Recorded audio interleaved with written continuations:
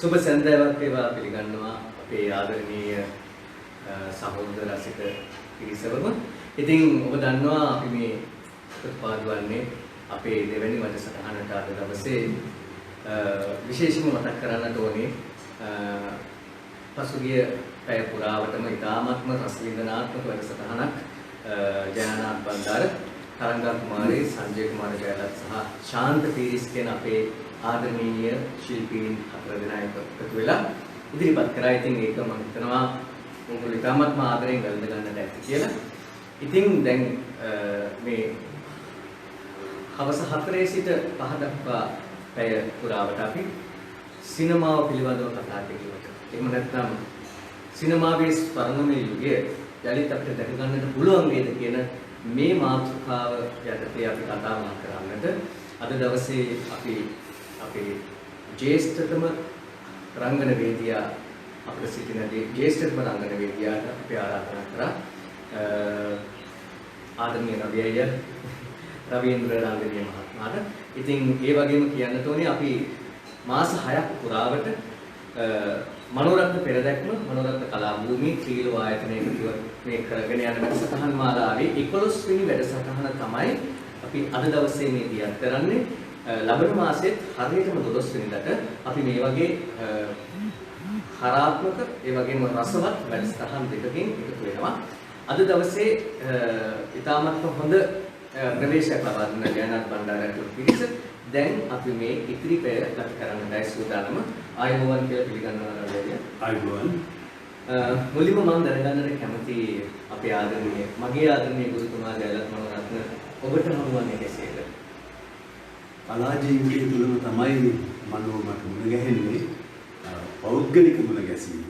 නමුත් ඊට කලින් ඉඳන් මනෝ ගැන අපේ තිබුණ පිළිගැනීම ගෞරවය කලා ශිල්පියෙකු වශයෙන් දීර්ඝ කාලයක් තුල අපේ හිත තුළ ඔහු වෙනුවෙන් තිබුණ පුදුමාකාර ආදරයක්. කොහොමද අපි හමු වෙනකොට අපි අවුරුදු ගණන එකට ආශ්‍රය කරන් හිටපු අය වගේ ඉතාම සමීප බැඳීමකින් මනෝ සමග සම්බන්ධ වෙනවා. මේක අපිට පටන් ගන්න තැනක් විදිහට මම කල්පනා යොදා ගන්න මනෝක තිබුණේ පුදුමාකාර පුළුවන්කම. ඔහු හමු වන හැම කෙනෙක්ම ජීවිත කාලයක් ඔහු සමග ඇසුරු කළවුන් වගේ ඉතාම ලයාන්විත ලෙන්ගතුව ඔවුන් සමග සමීප වීමේ ඔවුන්ව බැඳ ගැනීමේ හැකියාවක් මනෝට තිබුණා. මම හිතන්නේ එතනින් මුලින්ම මතුවෙන්නේ මනෝගේ තියෙන මේ උත්තරීතර මානව දයාව, ඔහුගේ හිත තුළ තියෙන කරුණාව තමයි අනිත් අය ඔය තරම් ආදරයෙන් සමීප කරවන්නේ. ඉතින් අපි හඳුනාගත් කාලයේ පටන්ම මම කියවා වගේම ඉතාමත් දීර්ඝ කාලයක් ආශ්‍රය කරපු අය වගේ බොහෝම සමීපව ඉතාමත්ම කිට්ටු සම්බන්ධතාවයකින් හිටියා. මොකද ඇත්තටම ප්‍රධාන කොට මම තාම අවංකව කියනවනම් ඒකට හේතුව වෙන්නේ මනෝ කලාකාරයෙක් වශයෙන් මනෝ නිතරම විශ්මිත නිර්මාතෘවෙක් වශයෙන් අපේ හිත තුළ ඔහුට තිබෙන ගෞරවය කියලා තමයි මම හිතන්නේ. මොකද අපි ඔහුව සොයාගෙන යනවා, ඔහුගේ ආශ්‍රය පතනවා, ඔහුගේ මිතුරුකම බලාපොරොත්තු වෙනවා, ඔහුට ආදරය කරනවා. ඉතින් ඒ තුළ තමයි අපිට දැනෙන්නේ අපි මේ තරම් එක්ක බැඳීමකින් සම්බන්ධ වුණා කියලා. නිර්මාණ ජීවිතයේදී ඔබට මතකද මනෝරත්නයන් සමග ඔබ වැඩ කරපු පළවෙනි සිනමා පටය?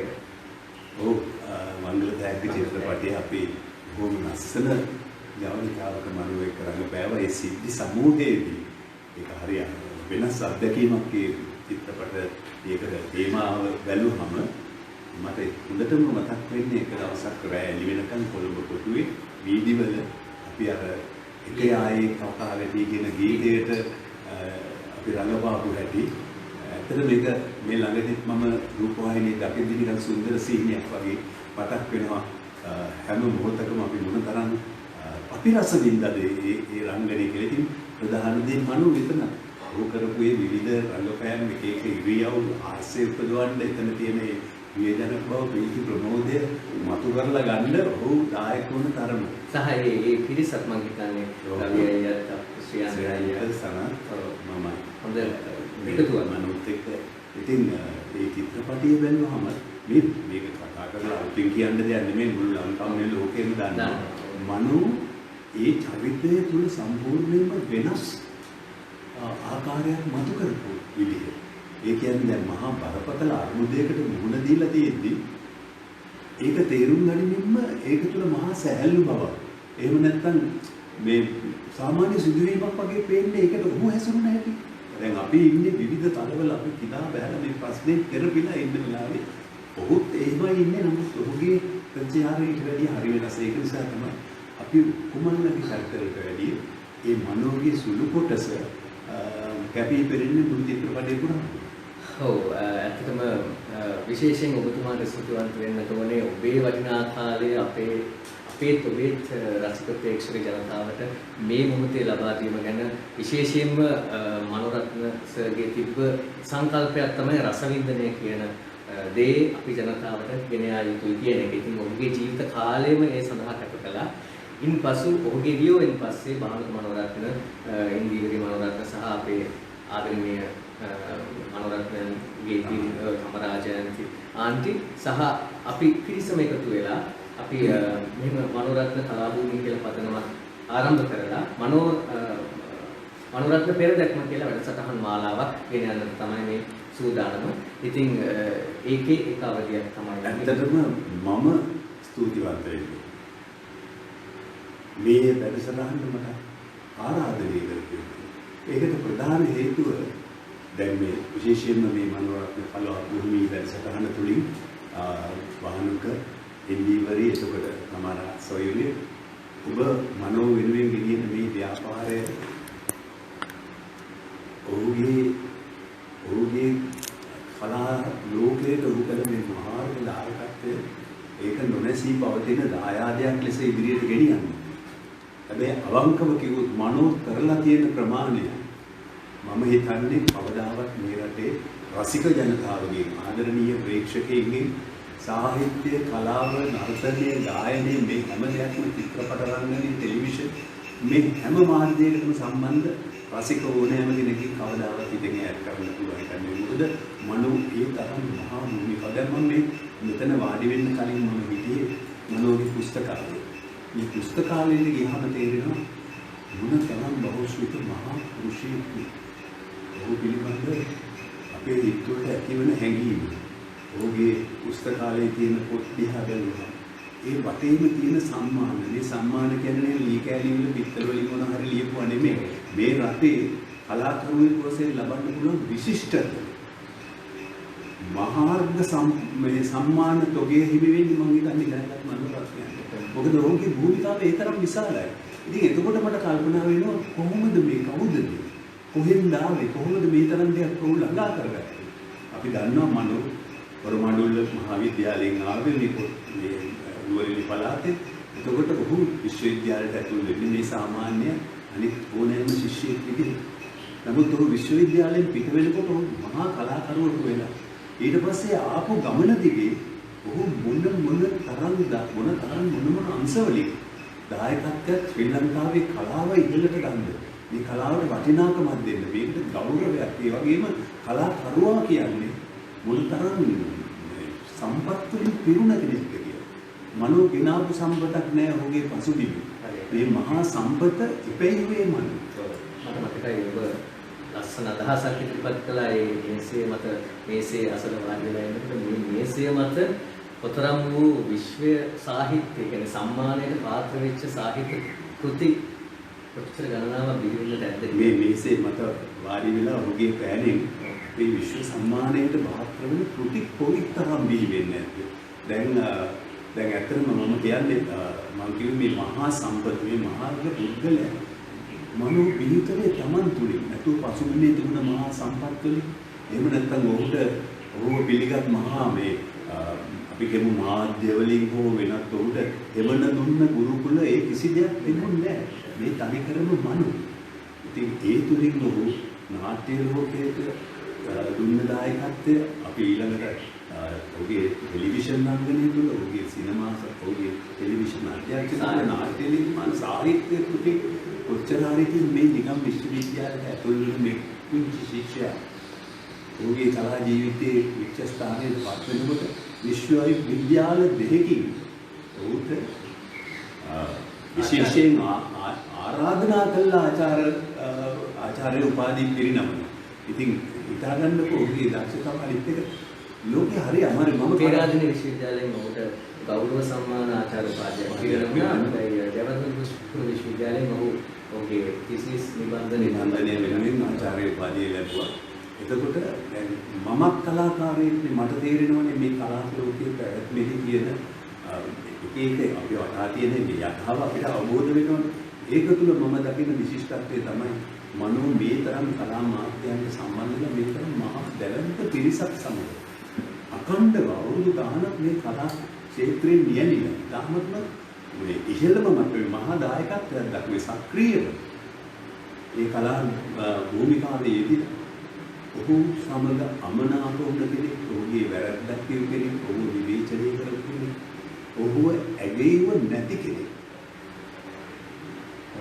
මුළු කලා ක්ෂේත්‍රයේ තුල හොයාගන්න බෑ.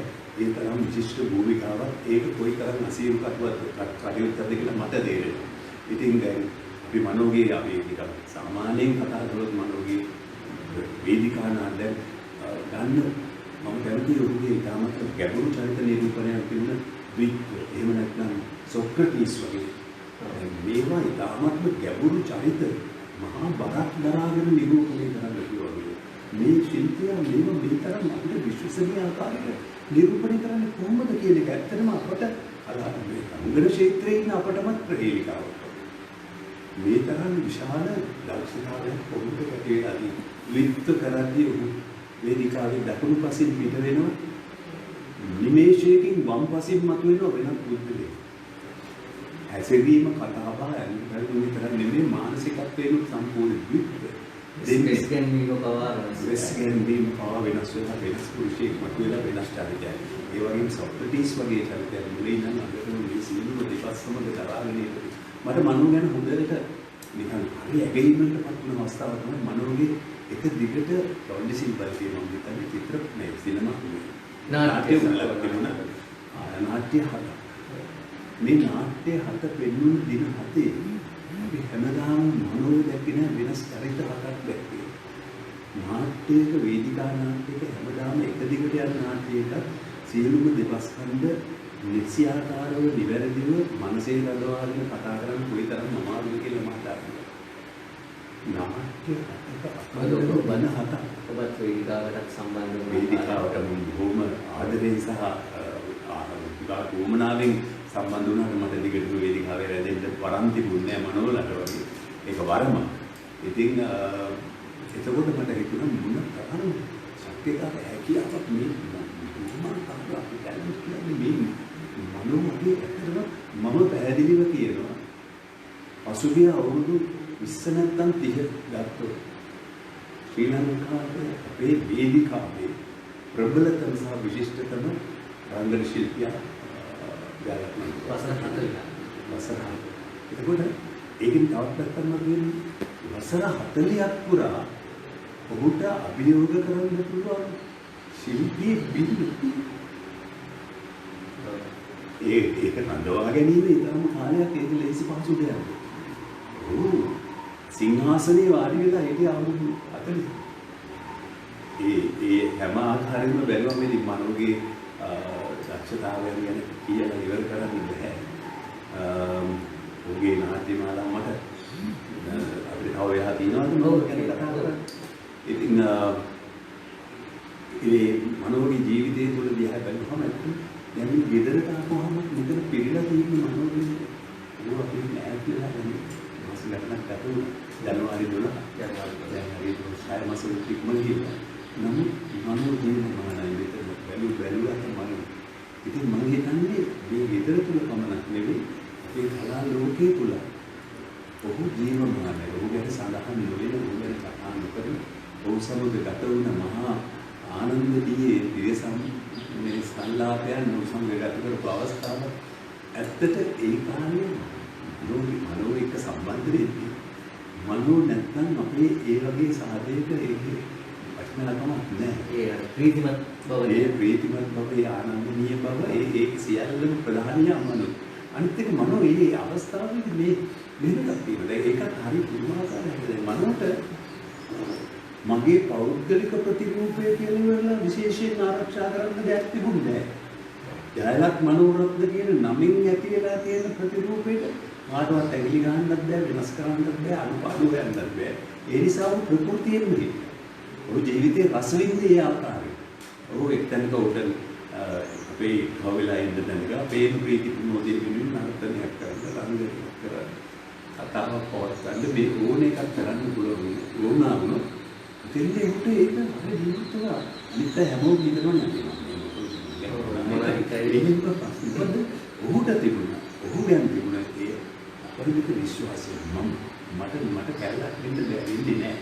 අන්න ඒ වගේ මහා ශක්තියක් ඔහු අභියෝගයක් තුනේ නැහැ. කවදාවත් තුනේ නැහැ. ඔහු ජීවිතයේ සමග ජීවිතේ බදාගෙන ජීවිතයේ විඳින්න ජීවත් වෙනවා. ඔහු විතර ජීවිතයේ බින්දයි අපිට ඊටාම කලාපුරකින් හම්බුනේ. හොඳයි මම හිතන්නේ මම තව එකක් එකතු කරන්න දෙන්න. මනෝගේ කල්මල් කියලා නාට්‍යයේ තියෙන මහගිරි දඹේ නගිනවා කියන්නේ. ඒ මහගිරි දඹ නාට්‍යය. මහගිරි දඹ නාට්‍යයේ මේ මහගිරි දඹ නගිනවා කියන ගීතය මට මතක් වෙනවා. මොකද අපි හැමෝම අපේ ජීවිතවල අපේ පිටකට වෙන මහා බරපොඩි අරගෙන අපි ඔක්කොම මේ මහගිරි දඹ දකිනවා. අපි ඔක්කොම කරන්නේ මේ ජීවිතය තුළ ඒ චාරිකාව. ඒ වුණාට ඒ අමාරු චාරිකාව අවසානයේ අසීරු චාරිකාව අවසානයේ මහගිරි දඹ නැගලා 12 මණේ පාන්දරින් වාසනා කළබඩි ලෝකේ ඉතාමත්ම අල්ප පිරිසක් ඒ කෙනෙක් මම හිතන්නේ ඔබතුමා ඉතාමත්ම වටිනා නිර්වචනයක් දුන්නා. මොකද මහගිරි දඹයි දඹ ගැන කතා බහ කරද්දී මේ නිර්වචනය මම මේක පෙර අහලා නැහැ. මහගිරි දඹ නැග්ගට පස්සේ 12 මහේ පහන වෙන්න මනෝට පුළුවන් වුණා කියලා ඒ වාක්‍ය නැතිය. ඒ හිතුල තිබුණා ඔබ මෙච්චර වෙලා පැවසු සියලුම දේවල් වල එකතු. ඉතින් මට හිතෙනවා අපි අද දවසේ මාතෘකාවට අපි යොමු වෙමු. විශේෂයෙන්ම ඔබතුමාව මේ සාකච්ඡාවට අපි සම්බන්ධ කරගන්නේ අපේ සිංහල සිනමාවේ අද ජ්‍යෙෂ්ඨතමය අවබෝධය. ඒක අපි මම හිතන්නේ අනිවාර්යයෙන්ම පිළිගත යුතු දෙයක්. අත්දැකීම් බබලම ජ්‍යෙෂ්ඨතමය අවබෝධය. මේක කාලේ බැලුවම ඉතින් ඉබේම වෙනවා. සහ ඒ රූසප්පුව ගුණසප්පුව ඒ දේවලු ආරක්ෂා කරන්න එකම නළුවත් ඔබ බොහොම මම ඔබට සුබ පතනවා. අපේ ආයුෂත් අරගෙන තව වැඩි කාලයක් මේ රංගන ශිල්පයේ පෙළහර පාන්න ලැබේවා කියලා. ඉතින් එහෙම කියලා මම කැමති මුලින්ම අහන්න අද සිනමාව එදා සිංහල සිනමාවේ ස්වර්ණමය යුගය එක්ක සසඳනකොට අපේ අද සිනමාව මොන වගේ තත්ත්වයකද තියෙන්නේ? අනිවාර්යෙන් සංසන්දනය කරලා බලුවම අපි ඉන්නේ ගැඹුරු ප්‍රපාතයක. ඒක මට සිනමාවේ නියුතු වෙලා සිනමාව වෙනුවෙන් අදත් ක්‍රියාකාරී දායකත්වයක් රංගනයේ සහ සිනමාවේ පැවැත්ම වෙනුවෙන් දක්වන කෙනෙක් විදිහට ඒක මට දැනෙනවා මම දන්නේ. නමුත් මම මෙතෙන්දී සම්පූර්ණයෙන්ම වෙනස් ආකාරයකින් මේ ගැන විග්‍රහයක් කරන්න කැමතියි. දැන් අපේ සිනමාවේ ස්වර්ණමය යුගය කියලා ඔබ සඳහන් කළ යුගය මොකක්ද? 70 80 සිට 80 දක්වා. 1971 දේශීය සිනමාව වෙනුවෙන් ඉතාම වැදගත් අපි හිතමු ප්‍රතිපත්තිමය තීරණයක් ගන්න. ඒ තමයි දේශීය සිනමාව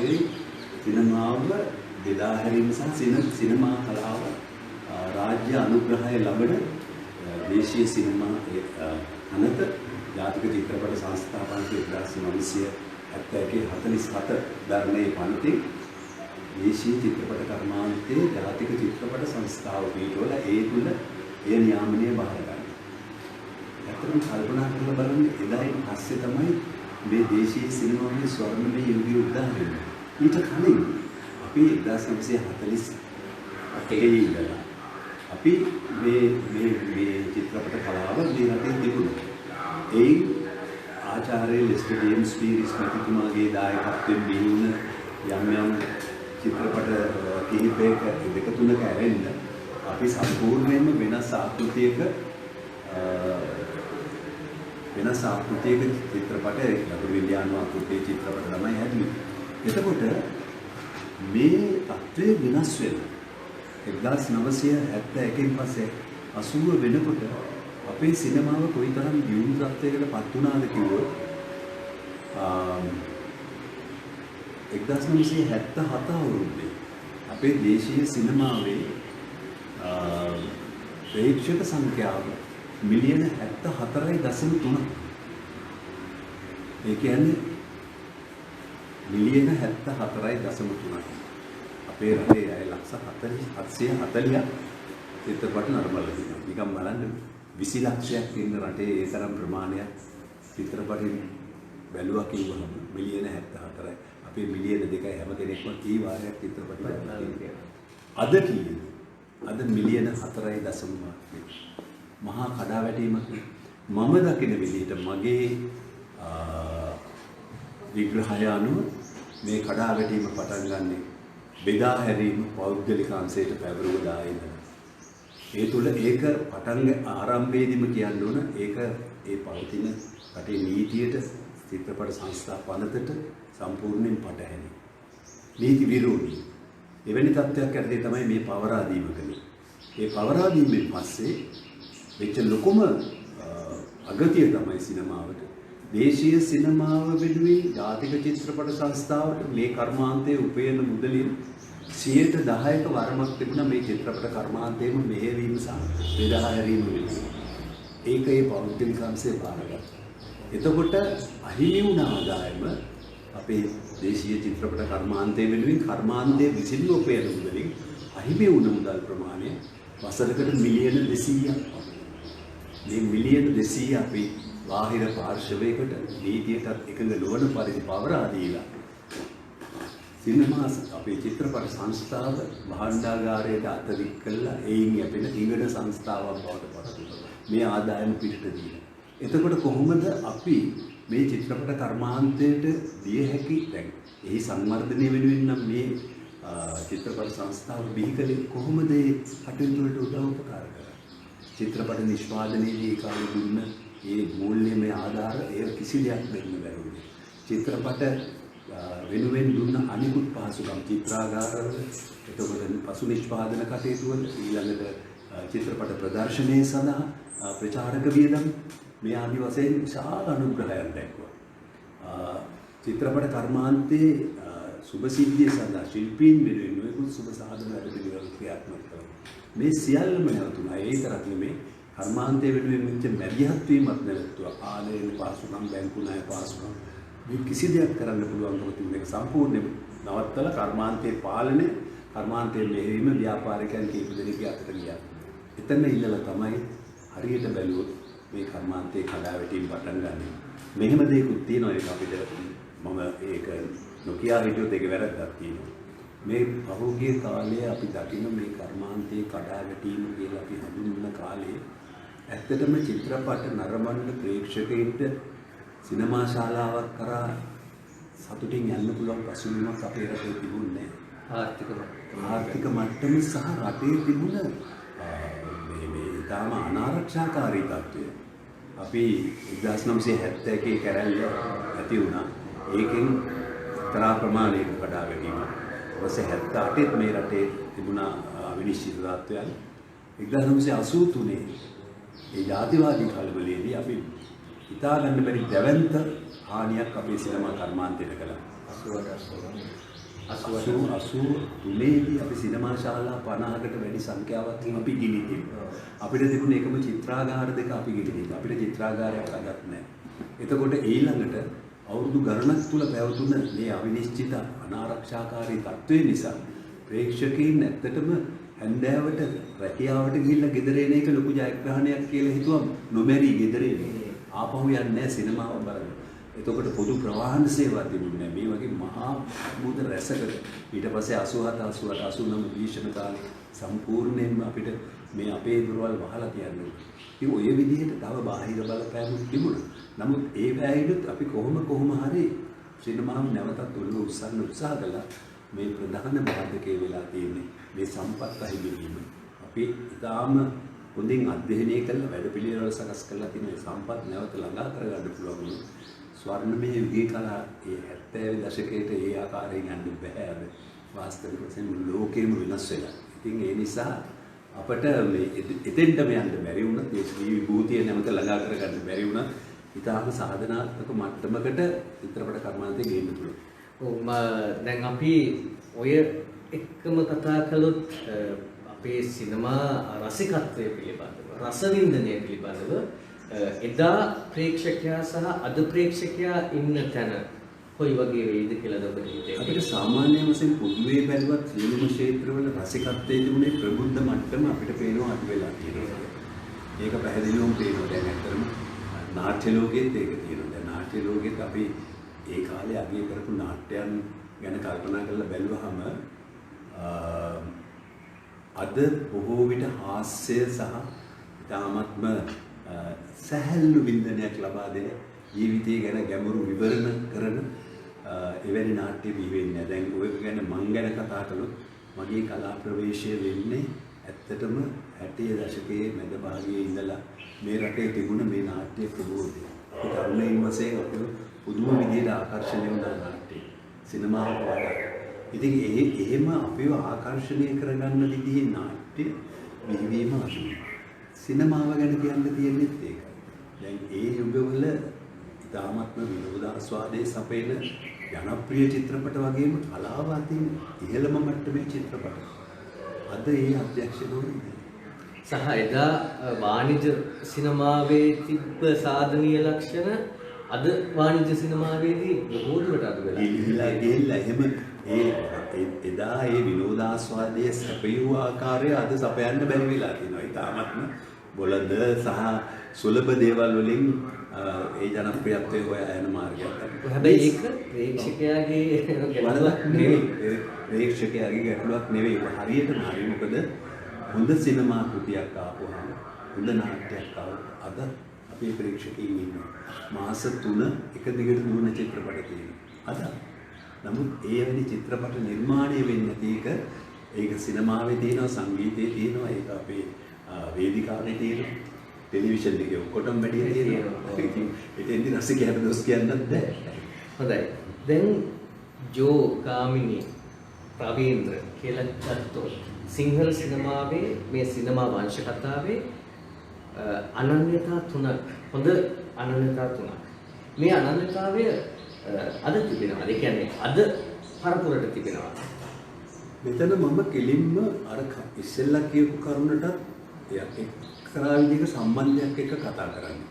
ඒ කියන්නේ ශිල්පියෙකුට අනන්‍යතාවය තමන්ගේ ගොඩනගා ගන්න, ඒ වගේම ඒ අනන්‍යතාවය තුළින් ප්‍රේක්ෂකයන් අතර සමාජය තුළ තහවුරු වෙන්න ඔහුට එවැනි චරිත නිර්මාණය කරන්න අවස්ථාව ලැබෙන්න. හරියට. ඒ අවස්ථාව නිදී මේ ශිල්පීන් අපි වර්ගීකරණය කරන එකට මම 100% එකඟ නැහැ. ඇත්ත වශයෙන්ම දැන් මම මේක ඊටාම නිහතමානීව කියන්නේ. මට මං ගැන එහෙම කතා කරන්න කිසිම අඩුපාඩුවක් එහෙම නැත්නම් අයියෝ ඒ තමන්ම මේ තත්ත්වයටපත් කරගන්න කියලා ඉවරලා මට එහෙම හැඟීමක් ඇති වෙන්නේ නැහැ.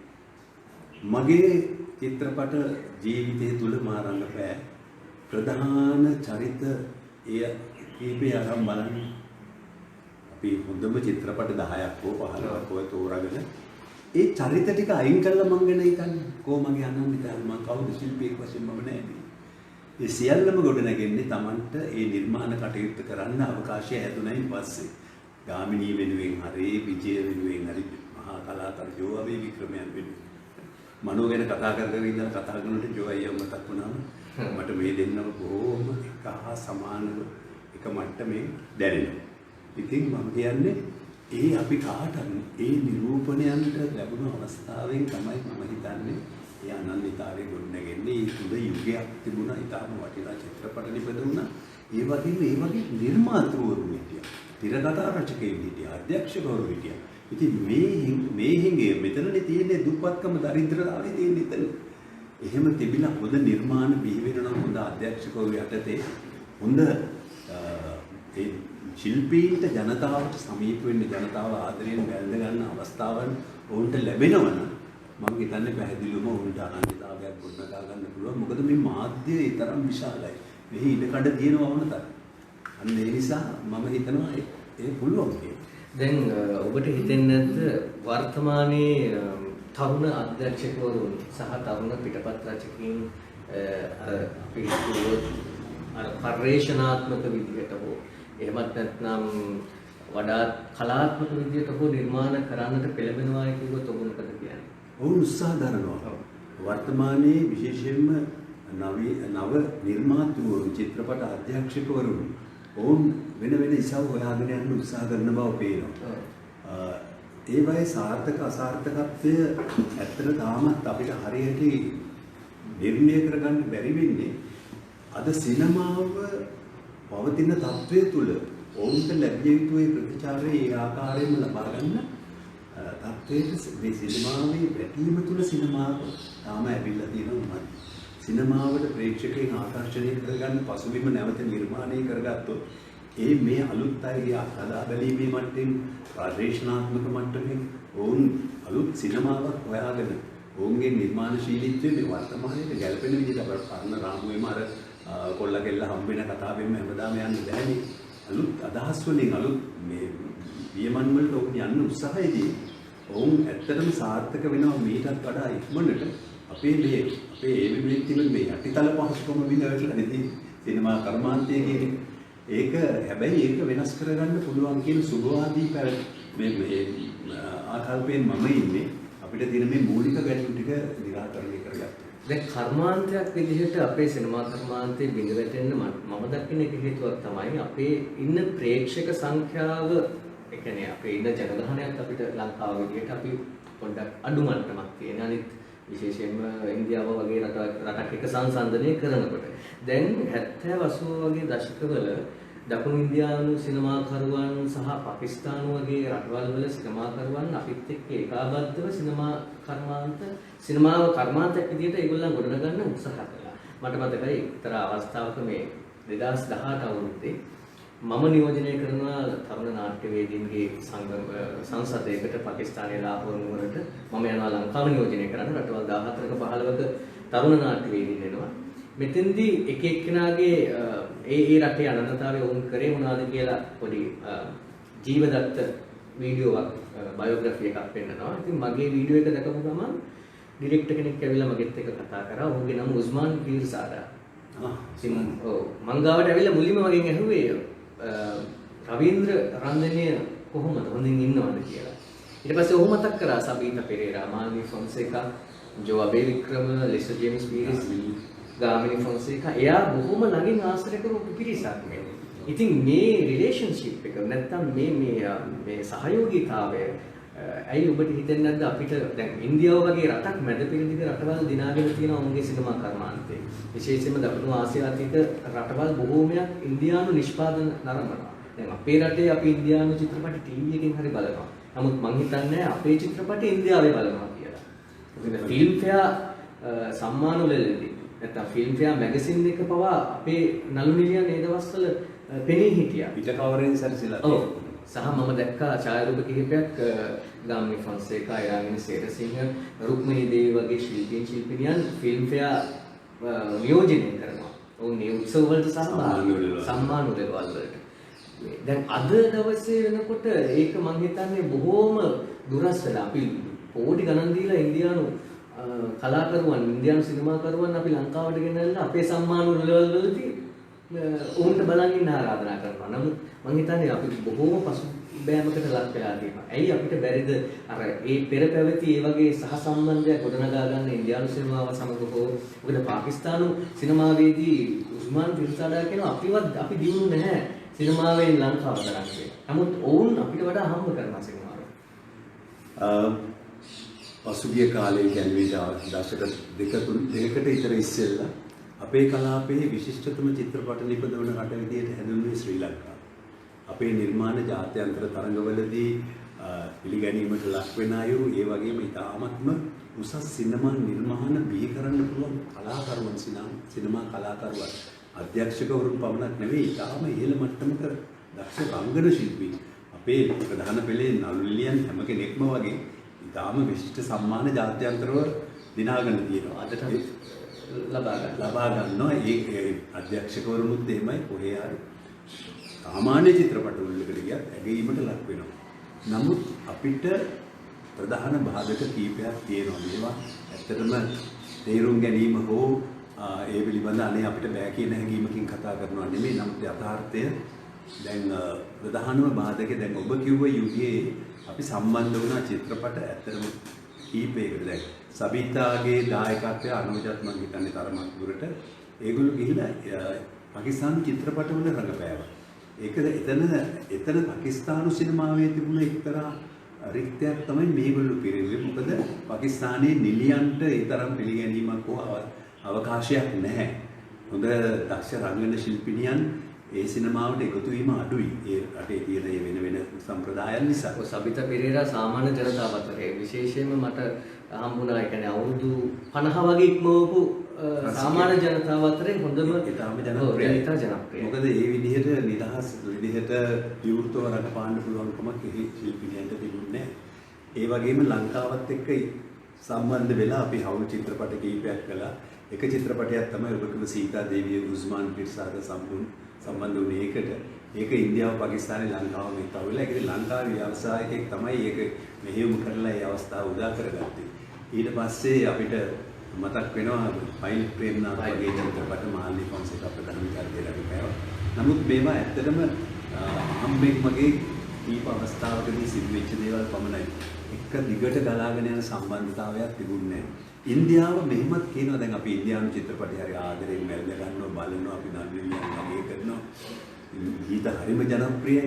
අපේම සිනමාවක් වගේ. නමුත් ඉන්දියාව අපේ දේශීය සිනමාව ඒ අවස්ථා දෙක තුනකට සම්බන්ධ කරගත්තට ඔවුන් ඒ තරම් සහෝදරත්වයක් අපේ සිනමාව කරා පෙන්වුවා කියලා අපිට දැනෙන්නේ නැහැ. දැන් කොටින්ම අපි ගම්මු ගම්පෙරළිය චිත්‍රපටය 1965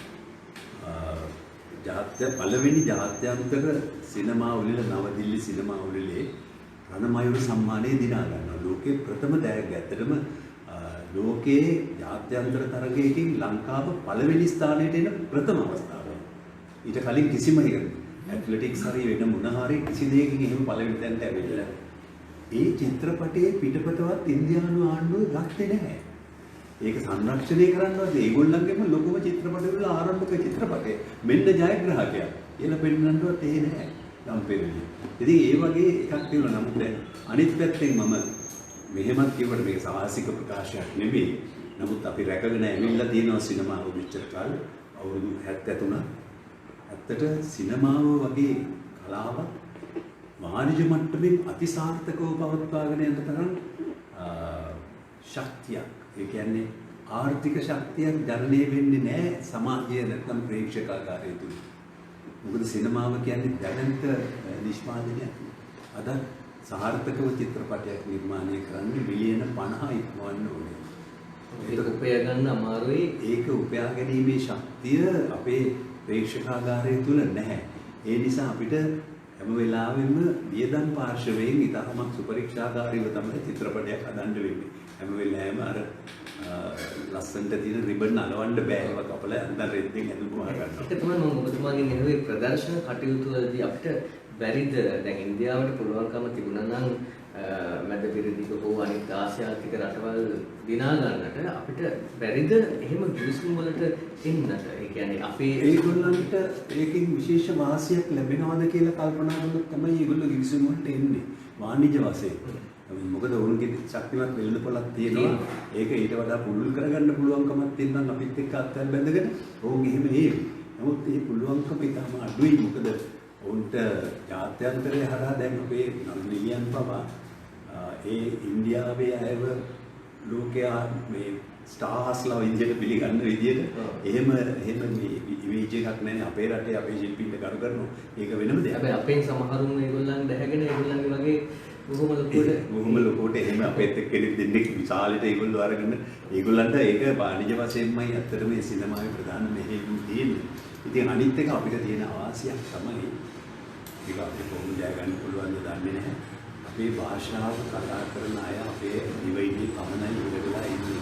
අපි දැන් අපේ ඩයස්පෝරා දිනවා ශ්‍රී ලංකන් ඩයස්පෝරා එක ලෝක පුරාම. නමුත් ඕනෑම නගරයක් ගත්තොත් වාණිජ්‍ය මට්ටමේ චිත්‍රපටයක් ප්‍රදර්ශනය කරන්න පුළුවන් තත්ත්වයක් පිටරටක නැහැ. දැන් ඉන්දියාවට තියෙන ලොකුම ජයග්‍රහණය තමයි ඒගොල්ලන්ගේ භාෂාව කරන අය දසලක්ෂ ගණනක් පිට රටවල ජීවත් වෙනවා. ඉන්දියාවේ හොඳම විදේශීය වෙළඳපොළවල් තමයි එංගලන්තේ. ඊළඟට නිව්යෝර්ක් නගරය. මේ වගේ අපිට හිතන්න බැරි පළාත්වල ඒ වගේම එකක් කියන්න ඕන. ඔවුන්ගේ චිත්‍රපට මේ ජනතාවට බොහොම ප්‍රසන්න විදිහට ලං කරන්න පුළුවන් චිත්‍රපට ඔවුන් නිබදවන්න දක්ෂතාවයක් තියෙනවා අපිට වඩා කොහොමද? ඒ කියන්නේ රයිසින් වගේ රයිසින් බොහොම ලස්සනයි. අනිත් එක සංගීතය ඔවුන්ගේ. සංගීතයෙන් ඉතාමත්ම ප්‍රේක්ෂකයන් බැඳ ගන්න පුළුවන්කමක් තියෙනවා. ඉතින් මේ වගේ දේවල් තුල සහ ඉන්දියානු ප්‍රේක්ෂකාගාරයක් ලෝකේ පුරාම තියෙනවා. ඒ නිසා ඔවුන්ට ඔවුන්ගේ කෘති ජාත්‍යන්තර වශයෙන් ඒතකොට මේ ජාත්‍යන්තර වෙළඳපොළක් තියෙන නිසා ඔවුන්ගේ ආයෝජනයන් තියෙන්නේ ඉතාම ඉහළ මට්ටමක චිත්‍රපටයක් සඳහා. මේ ළඟදී දකුණු ඉන්දියානු චිත්‍රපටයක් සැලසුම් කරනවා. ඉන්දියානු රුපියල් මිලියන 500ක් ඉන්දියාවේ පමණක් ඒක නිර්මාණය කරන්න තව ඇමරිකන් ඩොලර්ස් 55 මිලියන 55ක ආයෝජනයක් ඊට පස්සේ එක්කම තියෙනවා ඒකට. එකම චිත්‍රපටය. ඉන්දියානු රුපියල් මිලියන 500. අපේ ඒක මිලියන 1250කට විතර වැඩි. ඒ තරම් ආයෝජනයක් වුණත් පුළුවන් මොකද වෙළඳපොළ ඒ තරම් ලොකුයි ශක්තිමත්. ඒකත් එක්ක ඒ ආකාරයෙන්ම අපිට තරඟ කරන්න බෑ. ඇත්තටම අපිට තරඟ කරන්න පුළුවන් අපේ චිත්‍රපටිවල වාණිජමය වශයෙන් ලෝකේ පුරා ප්‍රදර්ශනය කළා ආදායම උපයන්න පුළුවන් තත්ත්වයක් උදා කර ගන්න නම් අමාරුයි. නමුත් කලාත්මක අතේ අපි විශේෂ නිර්මාණයන් ඉදිරිපත් කළොත් මේ ලෝකේ පුරා පිළිගැනීමට ගෞරවයට ලක් වෙන විදිහ චිත්‍රපට හදන්න නම් ලංකාවට පුළුවන් කියලා. මට මතකයි මේක ඇත්තටම මම අහපු ආරංචියක් පමණයි. ඒ නිසා මට මේක මෙහෙම සිදුුණාද නැද්ද කියන එක මම දන්නේ නැහැ. Coffee with Karan කියන ඉන්දියානු වැඩසටහනකදී කරන් ජොහාර් ඉන්ටර්වියු කරනවා අමිතාබ් බච්චන්. ඒකට අමිතාබ් බච්චන්ගෙන් අහනවා 70 දශකයේ ඔබ නේද දකුණු ආසියාවේ කඩවසම්ම නළුවක් කියලා. ඒකට ඔහු පිළිතුරු දුන්නාලු. ඒ කියන්නේ මම දැකපු දෙයක් නෙවෙයි මට ආපු ආරංචියක් මම කියන්නේ. මේක සත්‍යද අසත්‍යද කියලා මම දන්නේ නැහැ. ඔබ නේද 70 80 දශකයේ කඩවසම්ම රංගන ශිල්පියා කියලා අමිතාබ් බච්චන්ගෙන් අහුවහම කරන්ට ඔහු පිළිතුරු දෙනවලු නැහැ මම නෙවෙයි. ලංකාවේ හිටියා විජය කුමාරතුංග කියලා නළුවේ. ඔහුයි 70 80 සිනමාවේ කඩවසම් නළුවා. ශ්‍රී ලංකාවෙත් පිළිගැනීම ඒකනේ. ඒක ගැන නම් මම හිතන්නේ අභියෝගයක් නෑ. ඔහු ඒක කීවද නැද්ද කියන එකට වඩා වැදගත් වෙන්නේ ඇත්තටම එහෙම විජයගේ ඒ ආකර්ශනීය ප්‍රතිරූපය. ඒක සිනමාවටම ගැලපෙන විදිය සහ සියලුම ප්‍රේක්ෂකයන් ඔහු වෙළඳ ගන්න ආකාරයේ උන්ට පෞරුෂයක් තිබුණා. දැන් මගේ ප්‍රශ්නේ වෙන්නේ දැන් ඔබේ යුගයේ දැන් ඔබ අදටත් ඔබේ හඬ පෞරුෂය ඒ රූප පෞරුෂය ඒ රූපේ සහ මේ හැමේ පාට චවි වර්ණය ඒ සියලු දේවල් ඔබ රංගන ශිල්පියෙක් නොවුණා සමහර විට පාර ගහලා යද්දී දෙතුන් පාරක් හැරිලා බලන්න තරම් හිතන රූසක්වක් ඔබට හිමි. දැන් මේ තත්ත්වය වර්තමාන ශිල්පීන් තුල ඔබ දකිනවාද? ඒ කියන්නේ දැන් ඒ කාලේ විජය කුමාරතුංග ගම්නි ෆොන්සේකා ටිකක් උසින් අඩු වුණත් ඔහුගේ තිබු පෞරුෂය ඊටාම පෞරුෂයක්. ඒ කියන්නේ ජෝ අබේවික්‍රමයන්ගේ උනත් ඒ අර කඩා හැලෙන ලස්සනක් නැතත් ඒ වෙනම පෞරුෂයක් අපි දැක්කා. මාල්නි ෆොන්සේකා කියනත් බොහොම ඒ කියන්නේ ඇඟට හරියන උසක් එහෙම ඒ කියන්නේ කාන්තාවකට පෙනෙන පෞරුෂයක් තිබ්බා. දැන් අද දවසේ අපේ ශිල්පියන් මගේ පරපුරත් එක්ක ඔබ සංසන්දනය කරනකොට ඔබ දකින්නවාද එහෙම? ඒක ඉතින් දැන් අපිට ඒ ගැන අපිටම වර්ණනා කරන්න බෑ. මොකද ඔය කිව්ව ලක්ෂණ ඉතින් අපිව බිහි කරගත්ත ඒවා නෙමෙයි ලැබුණ දේවල්. ඉතින් ඒවා හරියාකාරව නිසියාකාරව හසුරුවගෙන ඒ ලැබී තියෙන දේ ස්වභාව ධර්මයෙන් හරි දෙවියන්ගෙන් හරි දෙමව්පියන්ගෙන් හරි ලැබිලා තියෙන දේ එහෙම යම්කිසි ආකර්ෂණයක් තියෙනවා නම් එය හරි විදිහට යොදවාගෙන එය හසුරුවාගෙන ඒකෙන් ඉදිරියට යන එකක්. හැබැයි ඉතින් මම පිළිගන්නවා එහෙම පෞරුෂයක්ම අවශ්‍ය නැහැ. රංගන ශිල්පියෙකු වශයෙන් ජනතාව අතර පුදුමාකාර ආදරයකට ලක් වෙන්න. දැන් අපි සිනමාවේ ගමු. අපි අමරසූරි කලන්සූරිය ගමු. බොහෝම සිහින් සිරුර ඇති සාමාන්‍ය පෙනුමක් තියෙන ඔහුගේ කොණ්ඩේ නම් ඉතින් විශාල ආකර්ෂණයක් තියෙන විදිහට හැම වෙලාවෙම හැසිරෙනවා. ඒ ඇරෙන්න රංගන දක්ෂතාවය. රංගනයේදී තියෙන ඒ ආකර්ෂණය තමයි මම හිතන්නේ ඒ තුලින් පෞරුෂයේ ගොඩ නැගෙන්නේ. දැන් මේක මෙහෙම හිතමු. කිව්වා අයියා. ඒ කිව්වා මහා කටවසම් පුරුෂයෙක් නෙවෙයි. මොන තරම් බැලීමක් ප්‍රේක්ෂකයාගේ ඇති කරගත්තද ගෞරවයක් ඇති කරගත්තද අද අපේ කතා නායකයා ජයලත් මනෝරත්න මේ මහානුභාව සම්පන්න උදපොත පොරුෂය නමුත් මේ ඔය කලින් කියපු ඒවාට අපිට එහෙම නෙමෙයි මොන තරම් මිනිස්සු ආදරේද මොන තරම් ගෞරව කරනවද රංගන ශිල්පියෙකු වශයෙන් ඔවුන්ගේ හදවත් තුළ සදාතනිකව ලැබුම් අරන් තියාගෙන ඉන්නවා. ඉතින් ඒක මම කියන්නේ ඒ බාහිර පෙනුම මතම රංගන ශිල්පියෙක්ට ජනතාවට සමීප කරන්න බෑ. පුළුවන් තාවකාලිකව. අයියෝ යා හර්ෂෝ බලන්න වඩේ හැරෙනකොට ඉනාවෙනකොට අර චරිතාංග නාලයක් නොවුනොත් ඔබට ගොඩක් දුර යනවා. චරිතාංග රංගනයේ තුලින් රංගනය කියන විශේෂ තමන් මේ මම නෙමෙයි පෙනී හිටින්නේ මම අතුල ඉන්නේ වෙන කෙනෙක් කරලා මට පෙන්වන්න පුළුවන්කම අපිට ඒකට හොඳම උදාහරණ මම ඉන්දියාවෙන් වැඩි හොයන්න උත්සාහ කරන්නේ බටහිර සිනමාව දිහා බැලුවොත් සමහර විට ශ්‍රේෂ්ඨත්වයට පත් වෙච්ච ළඟු ඉන්නවා දැන් කොටින්ම අපිට ප්‍රධානම පෙළේ අය ගත්තත් රූසපුවෙන් වඩා ඔවුන්ගේ රංගන හැකියාවන්ගෙන් තමයි දැන් අපි ඇන්තනි ක්වීන් නම් ලෝකෙම කතා කරන නළුවෙක් අපි ඔය ජෝහි ලගාන්නේ නළුවෙක් එතකොට ඒ රංගන ශිල්පියා අද නම කිව්වොත් ලෝකෙම දන්නවා රූසපුව නිසා නෙවෙයි අනිත් කාරණාව මට ඔබ මේ දේවල් කතා කරද්දී මට අහන්න හිතෙච්ච දෙයක් තමයි දැන් අපේ රටේ සම්මාන උළෙලවල් රාශියක් පැවැත්වෙනවා. ඒකට මේ සම්මාන උළෙලවල් පිළිබඳව ඔබ සෑහීමකටපත් වෙනවා. මම මෙහෙම අහන්න එක හේතුවක් තමයි දැන් මම හිතන්නේ ඔබට අවස්ථාව ලැබුණා අහිංසක ප්‍රේමවන්තය වගේම බොහොම දරුණු අපිට පවා අදත් ඒ සමහර සිනමාපට දකින්නකොට වෛරයක් ක්‍රෝධයක් ඇති වෙන තරම් චරිත ඔබ නිර්මාණය කළා. නමුත් ඒ අවස්ථාව මම හිතන්නේ ඔබේ පරපුරේ ගොඩක් අයට හිමි වුණේ නැහැ. ප්‍රේමවන්තයා නම් ප්‍රේමවන්තයාම පමණයි. දුෂ්ටයා නම් දුෂ්ටයාම පමණයි. නමුත් ඔබ ඒ දෙකට අතරමැද බොහොම අර සාර්කාස්ටික් කැරක්ටර්ස් වලට පණ පෙව්වා. ඒවත් එක්ක සහ ඔබ අපේ සම්මාන උළෙලවල් පිළිබඳව සෑහීමකට පත් වෙනවා.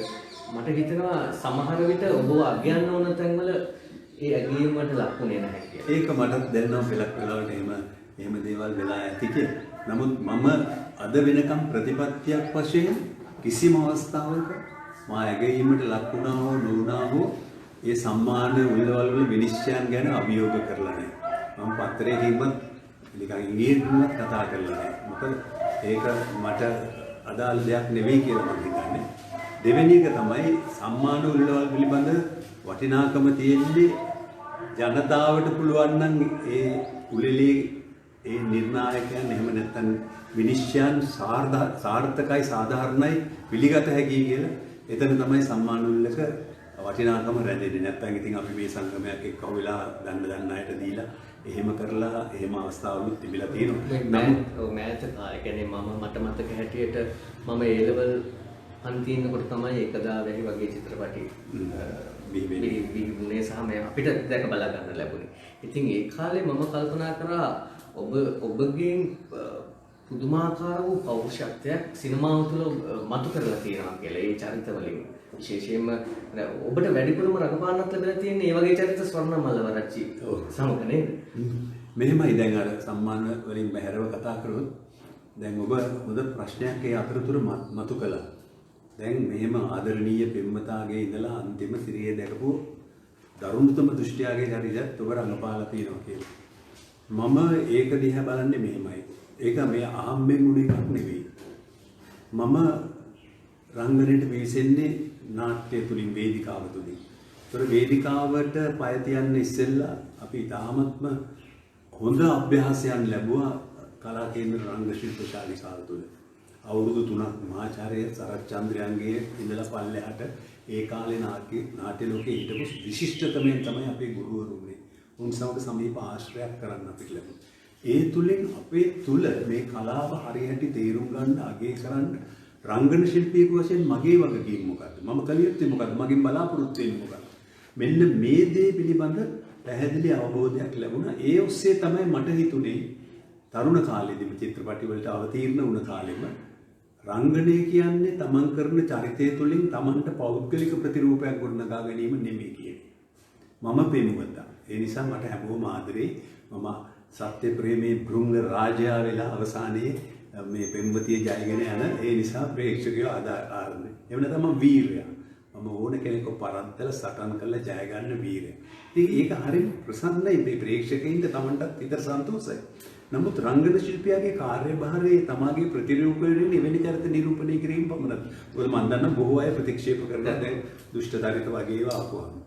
දැන් මම මුල් යුගයේ ඉඳලම මම ඉස්සෙල්ලාම කල්පනා කරොත් නිකන් බොහොම සරලයි මේක. නමුත් විජේ මාල්නී මායි එකවරට රංගපෑවේ 1973 විතර ඉඳලා මම හිතන්නේ පළවෙනි චිත්‍රපටයේ මම අපි තුන්දෙනාම එක වයසේ බොහොම මේ මොනවාද අර කියන්නේ ලීරේ තාරුණ්‍යයේ ඉන්නකොට මම මැදි වයසේ චරිතයක් තෝරගන්නවා. එතකොට මම ඒ වෙලාවේ හිතුවනම් මේ පටන් ගන්න කාලෙම මේ වගේ කලතුරා චරිත වලට කොටු වුණොත් දිගට මේවා විතරක් කරන්න වෙයි. එහෙම එකක් මට හිතුන්නේ නැහැ. එහෙම ආපුවාම ඉතින් ඊට පස්සේ බැලුවාම කියන චරිතවල දැන් අපි දැස නිසා ගමු සිල්බිඳගත් අවසෙක් නේ. ඒක නෙගටිව් කැරක්ටර් එකක් නේ. ඊට පස්සේ දුහුල් මලක්ගේ ආදරණීය වුණාට නෙගටිව් චරිතයක් නේ. මේ ලස්සන පවුලක් කඩා බිඳින මේ පෙම්වතෙක් නේ. එතකොට ඊට පස්සේ ආපු චිත්‍රපටවල සිරිපාල රමණිකා වගේ වේද ආමරික චරිත. නමුත් ඔය අතරතුර ඊටාම ආදරණීය බොහොම සංවේදීව මනුෂ්‍යත්වයේ පිළිඹෙන චරිත ලැබුණා. ඉතින් ඒ ලැබීම හේතුව මම තෝරාගත්ත මේ චිත්‍රපට. දැන් මට දඩේම ප්‍රතික්ෂේප කරන්න තිබුණා. මොකද දඩේමට මම එකඟ වුණා කිව්වහම මගේ නිෂ්පාදකයෝ මම එතකොට රඟපාන චිත්‍රපට මම හිතන්නේ 3ක නිෂ්පාදකයෝ මට ඇවිල්ලා කෙලින්ම දෝෂාරෝපණය කළා. ඔයා මොකද්ද මේ කරන්නේ? මේ චරිතය කළා ඊට පස්සේ ඔයාව ප්‍රධාන චරිතයට දාලා අපි හදන චිත්‍රපටි බලන්න මිනිස්සු එයිද? ඔයාට පාර යනකොට ගල් ගහයි මේ අපිවත් එක්ක නාස්ති කරන වැඩක් ඔයා කරන්නේ කියලා. එහෙම තිබුණා. නමුත් මට ලොකු චකිතයක් තිබුණා මේ චරිතය නිරූපණය කිරීම මට කොහොම බලපායිද කියලා. මට වසන්ත ගැන විශ්වාසයක් තිබුණා. ඊළඟට මේ චරිතය තුලින් හොඳ රංගනයක් ඉදිරිපත් කරන්න ඕනේ අමුද්‍රව්‍ය සියල්ලම ඒකේ මට දැනුණා ඒක කියවයි. ඉතින් මම මේක බය නැතුව බාරගත්තා. ඊට පස්සේ කරපු චිත්‍රපට අපි ගමුකෝ මේ මොනවාද ජනේලේ එහෙම නැත්නම් හිමායා මේ පොඩි දරුවන් මරන්න හඹා යන චරිතනේ. අනිත් එක ඒ චරිත තුල අවසානයේදී අපි හුඟක් චිත්‍රපටවල ප්‍රධාන චරිත කරන අය කළොතින් යම්කිසි ඒ දුෂ්ට චරිතයක් අවසානයේදී හෝ පොඩ්ඩක් සුදුහුණු ගා ගන්නවා. මහාන වෙනවා. එහෙම නැත්නම් පැරණි වැරද්දක් පෙන්නනවා මේ කාලේ මේ අසාධාරණ මගේ තාත්තට උනේ හින්දායි මම මේ වගේ වැරද්දක් පෙළඹුණේ. ඉතින් මගේ චරිතවල නෑනේ එහෙම. ඒවා තනි කර දුෂ්ටයා විදිහටම මහා ක්‍රූරතර මරණයන්ට ගොදුරු වෙලා මැරිලා යනවා චිත්‍රපටයේ අවසානයේ. ඉතින් ප්‍රේක්ෂකයන්ගෙන් කිසිම අර අනුකම්පාව ආදරේ දිනා ගන්න පුළුවන් කමක් නැහැ. හැබැයි මේ චරිත තවමත් මිනිසුන් අතර ජීවමානයි. මොකද විශේෂයෙන්ම චිත්‍රපටයක හොඳ වීරයෙක් බිහි වෙන්නේ ඊට වඩා ප්‍රතිරූපයක් තියෙන ප්‍රතිමල්ලෙක් හිටියොත්. ඒ කියන්නේ දුෂ්ටයෙක් හිටිය ඉන්න තරමට තමයි. ඒ කියන්නේ දැන් රාමගේ ප්‍රතිරූපය රැඳින්නේ රාවණ නිසා. රාමනායක සටන් නිසානේ. නැත්තම් රාම ඒ තරම් ශ්‍රේෂ්ඨයි කියලා මිනිස්සු කතා වෙන්නේ නැහැ. ඉතින් මම හිතන්නේ මේ ප්‍රතිවාදී චරිත නැත්තම් ප්‍රතිවීර චරිත රඟපාන එක තුල නළුවෙකුට ඒක හොඳ චේන්ජ් එකක්. නෑ තමන්ගේ ශක්තිය තමන්ට නළුවෙකු වශයෙන් තියෙන හැකියාව අපි එක මේ ශෝනරයකට විතරක් ඉර කරනවා නම් ඉතින් ඔහු ඊටාම සීමිත නළුවෙක් බවට පත් වෙනවා. මං ගැන කතා කරනවා හරි අඩුයි සාමාන්‍යයෙන්. ඔබ මාව එතෙන්ට පොළඹවනවා. මේ ළඟදී ටෙලිවිෂන් එකේ ගිය විග්‍රහයකදී අපේ හසන්ත එටිආරච්චි දොරමණ්ඩලාපේ ඔහු කතා කර ඉඳද්දී ඔහු මෙහෙම දෙයක් ප්‍රසිද්ධියෙන් සඳහන් කළා. අපේ ශ්‍රේෂ්ඨතම නළුවන් විදිහට අපි ගණන් ගන්නේ ජෝ, ටෝනි, විජේ සහ ගාමිණී. දැන් මේ අයට වඩා මහා කුරුල් පරාසයක පැතිරී ගිය චරිත ඔබට නිරූපණය කරන්න ලැබිලා තියෙනවා. ඔවුන්ට ලැබිලා නැහැ ඇත්තට මේ තරම් විවිධත්වයක් සහ මෙහෙම පුරුල් පරාසයක යන චරිත. ඒක ගැන මම කියන්නේ ඒකට එකම හේතුව මම මේ චරිත තෝරා ගන්න මැලියුන් නැති එක. දෙවෙනි එක යම් කිසි විදිහක නිකන් අපි සාමාන්‍යයෙන් මේ චිත්‍රපටයක කතානායකයා කියන චරිතයෙන් බාහිරව සංසිද්ධීන් තියෙන චිත්‍රපටයක් නිර්මාණය කරනවා නම් ඒ අධ්‍යක්ෂකවරු මට කතා කරන්න බැරි වුණේ දැනගෙන හිටියා මේක එහෙම අභියෝගාත්මක වුණාට මේ මිනිහා මේක බාර අරන් කරයි කියලා. ඉතින් ඒක නිසා මට අවස්ථාවක් වැඩිපුර ලැබුණා. ඇත්තට මම අනිත් එක රංගනය තුල හැමදාම ඒ විවිධත්වය තමයි. මම කොහෙත්ම කොටු උනේ නැහැ එකම චරිතයකට.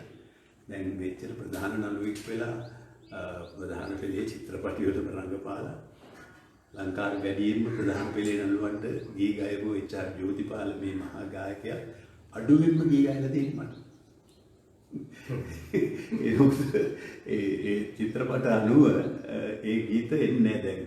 හැබැයි අබේවර්ධන බාලසූරිය, මිල්ටන් මල්ලවාරච්චි, ඊට පස්සේ සනත් නන්දසිරි වගේ ගායකයෝ මෙහෙමයි. දැන් මෙතන ලොකු වටිනාකමක් තියෙන දෙයක් තියෙනවා. ලංකාවේ චිත්‍රපට ගීත අතර දැන් අපි සම්බන්ධ වෙන 70 දශකයේ ඉඳලා අපි කියමු 2000 දක්වා හරියි. චිත්‍රපටවල නිර්මාණය වුණ ස්වතන්ත්‍ර ගී අපේම ප්‍රබන්ධකයින්ගේ ගී අපේම තනු නිර්මාපකයින්ගේ ගී චිත්‍රපට ගීත අදත් ජනතාව අතර පවතින ඉතාමත්ම ජනප්‍රිය මට්ටමේ තියෙන ගීත හැම එකක්ම වගේ හිමිලා තියෙනවා. ඒක තමයි මම දැන් මතක් කරේ ඔය අපි මේ රූප රචනා බලනකොට ඔබතුමාව අපිට දකින්න ලැබෙනවා බොහෝ සිනමා නිර්මාණ වලින් ගත්තු ගීතවල. හැබැයි ඔබ කිව්වත් වගේ එච්.ආර්. ජෝතිපාලයන්ගේ කටහඬෙන් මුසු වෙච්ච ගීත අපිට දකින්න ලැබෙනවා අඩුයි. ඒ චිත්‍රපට 10ක්වත් නැහැ මං හිතන්නේ. දැන් විජේලට ගාමිණිලට මේ චිත්‍රපට 100කට අසන්නයි ජෝතිපාලගේ කටහඬේ. ඒකට ප්‍රධාන හේතුව මං හිතන්නේ මං කරපු චිත්‍රපටවල වැඩි හරියක අනුකරණ ගී තිබුණේ නැහැ. ඔක්කොම ස්වතන්ත්‍ර නිර්මාණ සරත් දසනායකයන්ගේ කේමදාස මාස්ටර්ගේ වගේ අපේ ප්‍රබුද්ධම සංගීත නිර්මාතෘවරුන් ඒ වගේම ගීත රචකයින්ගේ ගීත ඒවා දිගටම පවතින ගීත සිනමාවේ හොඳම ගීත අතර. සහ මට මෙහෙමත් හිතෙනවා ඔබ ඕන වීරසිංහ අර අතිශය වාණිජ්‍යමය චිත්‍රපට වල දකින්න ලැබුණේ ටිකක් අඩු වෙන නිසා කොහෙත්ම නැති තරම්. ඔව් ඒක නිසා වෙන්නත් මොකද එච්.ආර්. ජෝතිපාලයන්ගේ ගීත බොහෝ විටම පසුබිම් ගායකයා විදිහට භාවිතා වෙන්නේ වාණිජ්‍ය සිනමාවේ සහ බොහෝ කොට ඉතාම වටිනා ස්වතන්ත්‍ර නිර්මාණ ගායනා කරලා තියෙනවා. දැන් සරත් දාල්විස් නිර්මාණය කරපු එතකොට සරත් දසනායක නිර්මාණය කරපු ගීතවලට තමයි ඔහු හොඳම ගායකයා වශයෙන් සරසවි සම්මානයෙන් පිළිගනු ලබන්නේ. පාලු සුසානේ එතකොට සරා සන්දේ වගේ ගීත ඉතාමත් දක්ෂ ලෙස ඒ ගායනය කරන්න පුළුවන් ගායක ලෝකෙම ඇත්තේ ඔහු ටික දෙනයි. ඉතින් ඒ වුණාට ඔහුට ඉතින් ඇත්තටම ඔහුගේ දක්ෂතාවත් ඒ විදිහට මතු කරන්න ඒවත් සීමාවන් පැනවෙන විදිහේ ඉන්දිය එහෙම නැත්නම් හින්දි ගීත අනුකරණයෙන්ම තමයි ඔහුට ඔහුගේ ගායනය කියව පෙන්වන්න ඔහුගේ අවස්ථාවන් සීමා වුණා කියලා තියෙනවා. හරි. දැන් අවසාන ප්‍රශ්නයට පෙර මට අහන්න තියෙනවා දැන් ඔබගේ මේ ෆිගර් එක නැත්නම් පෙනුම අපි චිත්‍රපටවල දැන් මගේ අම්මලා තාත්තලාගේ කාලේ දැකපු චිත්‍රපටවලත් ඒ කියන්නේ 70 80 කාලේ තිබ්බ චිත්‍රපටවලත් ඊට පෙර චිත්‍රපටවලත් සහ අදත් ඔබ ওই විදිහම මේ දැන් ඔබේ සමකාලීනව එක්ක ඔබ සංසන්දනය කරලා බලන්න බඩවල් දාලා නේද ඇඟ මෙහෙම මේ වෙලා ඒ දේවල් නැතුව ඔබ කොහොමද මේ ඇඟ මේන්ටේන් කරන්නේ? මමත් නළුවෙක් නිසා තමයි මම ඔබෙන් අහන්නේ මොකක් හරි වෙනසක් තියෙනවද? වෙනසක් නැහැ. මම පටන් ගන්න ඉස්සෙල්ලම කියනවා මේ මගේ ජීවිතයේදී මම හරීම එක්තරා විදිහක උපේක්ෂාවකින් බලන කෙනෙක්. මම හඹා යන්නේ නැහැ. මට ලැබෙන දේ ගන්නවා. හැබැයි මගේ එකක් තියෙනවා මට ලැබෙන දේ මට හැකි උපරිමයෙන් කරන්න මම උත්සාහ කරනවා කැප වෙනවා. ඒක තියෙනවා. ඒ ඇරෙන්න ඉතින් මට විශේෂයක් කියන්න බෑ මේ සියල්ලම පවතින්නේ නැහැ මගේ ජීවිතේ. අනිත් තේමාව තමයි සියලු සංස්කාර ධර්මය අනිත්‍යය කියන එක. එතනින් තමයි මම ජීවිතේ පදනම් කරගන්නේ. ඒ නිසා මේ කිසි දෙයක ඒතර විශේෂ වටිනාකමක් මට නැහැ. නමුත් මෙහෙම දෙයක් මට කියන්න ඕනේ. රංගන ශිල්පියෙකුගෙන් ඔහුගේ කාර්යභාරය ඉටු කරන්න ඔහුට තිබෙන ප්‍රධානම මෙවලම මොකක්ද? සිරුර ඔහුට ඒ තමාගේ රංග කාර්යය කරන්න පුළුවන් විදිහට ඔහු පවත්වා ගත යුතුයි කියන හැඟීමක් මට තිබුණා. ඒ කියන්නේ හඬ පෞරුෂයයි වාචික සාංගික අභිනයනේ ප්‍රධාන වෙන්නේ. එතකොට ඒකේ අවශ්‍යතාවයක් විදිහට අත්‍යවශ්‍ය මෙවලමක් විදිහට එහෙම එකක් මට නිකන් හැඟීමක් තිබුණා. ඒ වෙනුවෙන්ම කැප වෙලා නෙමෙයි නමුත් ඉතින් මම ඔය කෑම බීම ආරෝමයව තියෙනනම් එහෙම පරිස්සම් නැහැ. හැබැයි ව්‍යායාමයේ දෙන එක ඒ වගේ ටිකක් ෆිට්නස් කියන එක ගැන ඒ කාලේ ඉඳලම එහෙම හැඟීමක් තිබුණා. මොකද දැන් අපි හිතමුකෝ මගේ අධ්‍යක්ෂකවරයා කියනවා නම් මෙතෙන්ට මේ මිනිස්සු කඩාපැන්න ගමන් ඔයා මේ ජනේලෙන් පැනලා යන්න ඕනේ කියලා. ඉතින් මට බඩ උස්සන්න පයින්න බැරි නම් මම අධ්‍යක්ෂකවරයාව අමාරුයි දානවානේ. ඉතින් ඒ කාර්යය හරියාකාරව කරන්න ඒ ෆිසිකල් ෆිට්නස් කියන එක අවශ්‍යයි කියන එක මට දැනුණා. ඉතින් ඒක එහෙම පවත්වාගෙන යන්නත් පුළුවන්කමක් තුනා. මොකද මම කරපු චරිත දැන් මේ මනෝගේ මේ සොක්‍රටිස් දිහා බලාගෙන මම කතා කරන්නේ. මනෝ විතර මම හිතන්නේ ශාරීරිකව විවිධ වේශ නිරූපණයන් සහ ඒ චරිතයන්ට අදාළ ප්‍රතිරූපේ නිර්මාණය කරන්න ශාරීරික වද වේදනා විඳ තවත් නළුවෙක් නැති තරම්. මං හිතනවා ඒක මං විසින්ම හරි සිනමාවේ පවරා ගන්න පුළුවන්. මං විතර චරිතයන් සඳහා ශාරීරික පීඩාවන්ට දුක් විඳගත්ත කෙනෙක් තවත් නැති තරම් කියලා මට හිතෙනවා. මොකද චරිත වැඩි හරියකම තිබුණේ ඒ වගේ පීඩාවන්ට අසීරු තත්වයන්ට. දැන් අපි සිරිමැදුර ගමු. සිරිමැදුර චිත්‍රපටයේ මාව සම්පූර්ණයෙන්ම අර යකඩ රාමුවක හිර කරලා ගැට ගහලානේ තියෙන්නේ. එතකොට මේ ගැට ගහලා තියෙන ශිල්පියාට සිරුර භාවිතා කරන්නත් බෑ. ඔහු අබාධිතයි, කටහඬ නැහැ. ඉතින් ඔය තුනම අතරේ කොටු වෙනවනේ. ඉතින් එතෙන්දී හොඳම නළුවක් වෙනවා මේ චිත්‍රපටයේ එක වෙලෙම. නමුත් ඒ වගේ රංගනයක් ඉදිරිපත් කරන්න වෙදින්න ඕන පීඩනය. දැන් මේ මුළු චිත්‍රපටය තුලම මේ ගැජට් එක මට හයි කළා. ඊට පස්සේ උපකරණේ මට කෙලින් මෙහෙම පිට තියෙන පුටුව කැරෙන්න වාඩි වෙන්න බෑ. දවසේ රංගනයට ඉදිරිපත් වෙන එක බැලුවායින් පස්සේ පැය 8 10 12 එහෙම මම මේ දවසම ගත කරන්නේ. අයියෙන් හුස්ම ගන්න බෑ. මේවා බැඳලා තද වෙන්නේ. ඉතින් නමුත් මෙතන මම කියන්නේ මේ වගේ චරිත ගණනාවක් තියෙනවා මට කියන්න පුළුවන් ඒවා. මම කියන්න හදන්නේ මේකයි. දැන් අර සිරුර ගැන අහපු නිසා ඒ දරා ගන්න ඒ විඳින්න අපහසුතාවයක් නැහැ. ඒක විඳගත යුතුයි කියන හැඟීමක් වගේ එකක් තියෙනවා. දැලත් හිටියනම් අපිට මනෝ හිටියනම් මේ වගේ නෝතර කතා කරන්න තිබුණා. ඔය ඇයි දැන් අහගෙන නැති ඒක ඒ පීඩාව ඒ රංගනය වෙනුවෙන් කෙරෙනකොට ඒක ඇත්තටම අයියෝ මම මෙහෙම වෙහසකට මේ මහා වද වේදනාවක් විඳිනවනේ කියන හැඟීමක්වත් එන්නේ නැහැ. එතෙන්දී එන අවදානම ගැන හැඟීමකුත් නැහැ. සමහර චරිත වෙනුවෙන් කරලා තියෙන අවදානම් රංගපෑම් ඒක එහෙම දැනෙන්නේ නැහැ. හරියට ඒ වෙනුවෙන්ම තමන්ට හරි දෙයක් කරන්න තමන් දරන උත්සාහය තුළදී සියල්ල වෙන්නේ. ඒක හරියට අර මහන්සි වෙලා විභාගයකට පාඩම් කරන කෙනෙක් වගේ මොනතරම් හරියට ඒ වගේ සූදානම් වෙන කෙනෙක් මොනතරම් මහන්සි වෙනවද? ඒක වදයක් විදිහට සලකන්නේ නැහැ. ඒ වගේ තමයි මම හිතන්නේ. හරි. අද දවසේ මේ සාකච්ඡාව ඉතාමත් මම හිතන්නේ අපේ ප්‍රේක්ෂකයා රසගන්වන වැඩසටහනක් වුණාට සැකයක් නැහැ. මගේ අවසාන ප්‍රශ්නය තමයි සිනමාව සම්බන්ධයෙන් අපි කතා බහ කළේ අද දවසේ මේ සිනමාවේ ස්වර්ණමය යුගයට අපිට යලිත් කතාවක් යන්න බැරිද කියන කාරණාව. මෙහිදී මට හිතෙන තව ගැටලුවක් තමයි වෙනත් රටවල් වල දකින්නට නැති වාරණයන් අපේ සිනමාවට පැනවිලා තියෙනවා. දැන් කලාවකට විශේෂයෙන්ම සිනමාව කියන්නේ මේ තෝරාගත්තු ප්‍රේක්ෂකයන් පිරිසක් නරඹන තරක්. කියන්නේ වැඩිහිටියෝ හෝ ළමා කියන්නේ අපි කියමු නවයෝන් හරි ළමා හරි එහෙම තෝරාගත්තු පිරිසකට බලන්න පුළුවන් අවස්ථාවක් සිනමාව කියන්නේ. ඉතින් ඒකට වැඩි වශයෙන් වාරණ එකතු වුණාම මම හිතන්නේ ඊටමත් හොඳ සිනමා කෘති වාරණයන් නිසා ප්‍රේක්ෂකයන් ඉදිරියට ගෙන යන්නට බැරුව ඔබත් රඟපාපු සමහර චිත්‍රපට තිබුණා මට මතකයි.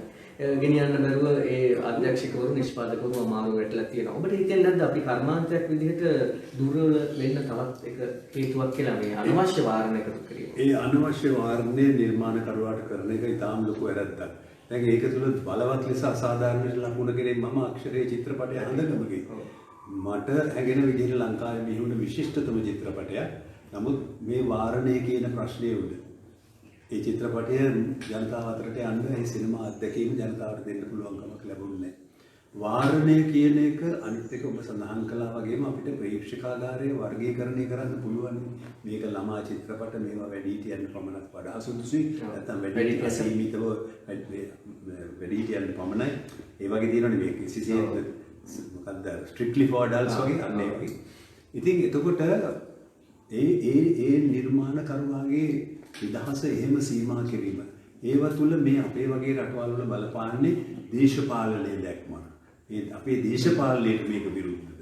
ඒ වගේ දේවල් නැතුව මේ සමාජ සංශෝධනය වෙනුවෙන් මේ සුචරිතවාදයේ කරගහගෙන ඒ වෙනුවෙන් පිළි හිටන අය නෙමෙයි. ඒ නිර්මාණයක් විදිහට ගන්න බැරි. නිර්මාණයක් විදිහට ගන්න බැරි වෙන හේතුව තමයි ඒවා දකින්නේ නිර්මාණයන් විදිහට නෙමෙයි මේ අපේ දේශපාලන ව්‍යාපාරයට විරුද්ධව ගහපු පාරක්. එහෙම නැත්නම් අපේ ජීවන රටාවට අපි සල්ලිකාරයෝ වෙන්න හම්බ කරන දූෂිත විදි මේව පින්නනවා මේ දැන් ඒ Tamanට පෞද්ගලිකව බලපාන නිර්ණායකයන් තමයි පවත්වාගන්නේ ප්‍රේක්ෂකා මේ අනිකරමයි සීමාවන් පනවන්නේ.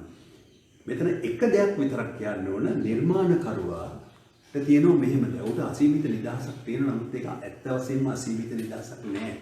ඔහු Taman නිර්මාණකරුවෙක් වශයෙන් Taman ඉදිරිපත් කරන දේ තුල නිර්මාණයකට තමා විසින් පවත්වාගත යුතු වාරණයක් තියෙනවා.